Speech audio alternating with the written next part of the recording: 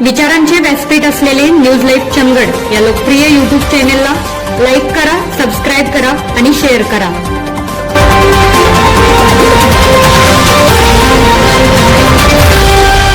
नमस्कार, news live मध्ये आपल्या सर्वांचं स्वागत. आज आम्ही माणगाव जिप मतदारसंघामध्ये आहोत आणि या मतदारसंघातील काही युवक आहेत, त्यांच्याशी आपण बातचीत करणार. दादा, नेमकी आज तुमच्या मतदारसंघामध्ये जिप आणि पंचायत समितीची जी निवडणूक चालू आहे, नेमकं आजची परिस्थिती काय आहे?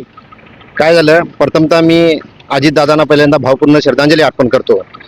गेल्या 8 दिवसापासून आमची प्रचार मोहीम अगदी वेगात चालू होती. काल अचानक अजितदादांच्या एक्झिटमुळे आमचा सगळा प्रचार ज्या त्या ठिकाणी आम्ही थांबवला. आज त्यांचे अंत्यविधी झाल्यानंतर आम्ही पुन्हा आपल्या प्रचाराला सुरुवात केलेली आहे. पण गेले 8 दिवसामध्ये आम्हाला भरपूर प्रतिसाद प्रचार मोहिमेमध्ये मिळत होता. जे उमेदवार आम्ही दिलेले आहेत ते खरोखर कामाचे आणि कामातून त्यांनी पुढे आलेले आहेत.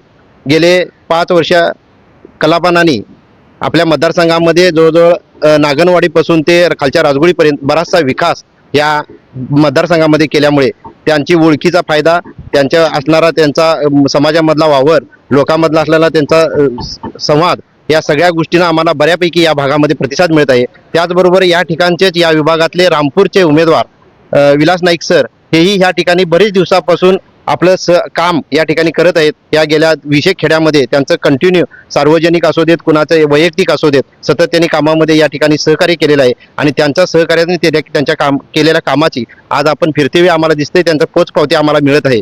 अशा प्रकारे आम्ही या ठिकाणी या प्रचारामध्ये आघाडीवर आहोत. आमचा उमेदवार ह्या घड्याळ चिन्हावर लढत आहेत. आमचे काल अजितदादांचं आकस्मिक निधन झालं, त्यांची ओळख ही शेवटी घड्याळावरतीच झाली आणि या समाजाला या ठिकाणी आमच्या चंदगड तालुक्यासाठी जवळजवळ 1600 कोटीचा निधी अजितदादांनी राजेश पाटील साहेब आमदार असतेवेळी या विकासाला चालना देण्यासाठी दिला. असे एक